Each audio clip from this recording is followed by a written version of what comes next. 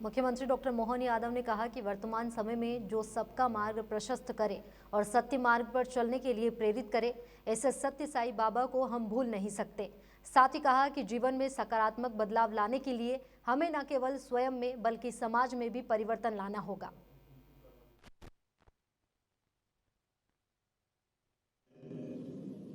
वैसे तो सनातन धर्म की ध्वजा धारण करने के लिए दुनिया के 200 से ज़्यादा देश में एकमात्र देश भारत है, जहाँ सदैव यहाँ हमारे संत परंपरा ने हमारे लिए सदैव मार्ग प्रशस्त किया है। मैं आज के इस अवसर पर परम पूज्य सत्य साई महाराज जी को स्मरण करते हुए उनके नाम पर स्थापित इस महिला महाविद्यालय में एक बार स्वर्ण जयंती कार्यक्रम में शामिल होकर अपने आप में गौरवान्वित हो रहा हूँ। आप सबको बधाई देता हूँ। एक ऐसे संत हुए जिनके जीवन काल में उनके जीते जी भी उनने ऐसे कई मार्ग दिखा करके हमारी आस्था को मजबूत किया है।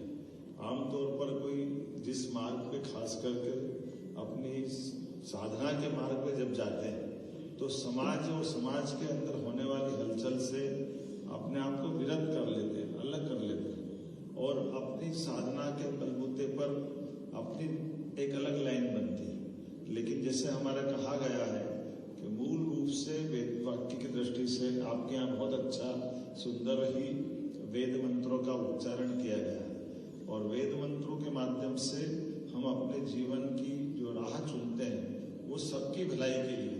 जब सबकी भलाई के मार्ग पे चलना है तो हम सबकी भलाई के मार्ग से इधर एकाकी विचार कैसे कर सकते हैं, अकेले के भले का विचार कैसे कर सकते हैं। इसलिए ऐसे संत जो इस मृत्यु लोक में जिनका आगमन होता है तो धाराएं तो सब प्रकार की, सभी प्रकार की अपनी अपनी उनकी भूमिका है, लेकिन हम अपने इस वर्तमान के समय में जो सबका मार्ग प्रशस्त करें और सदमार्ग पे चलने के लिए प्रेरित करें, ऐसे में सत्य साईं बाबा को नहीं भूल सकते हैं। शंकराचार्य पद्धति से लेकर के सत्य साईं पद्धति तक सबके माध्यम से जीवन में लाने के लिए स्वयं के साथ समाज में बदलाव लाना पड़ेगा और समाज में बदलाव लाने के लिए ये युवा पीढ़ी का मार्ग प्रशस्त करना।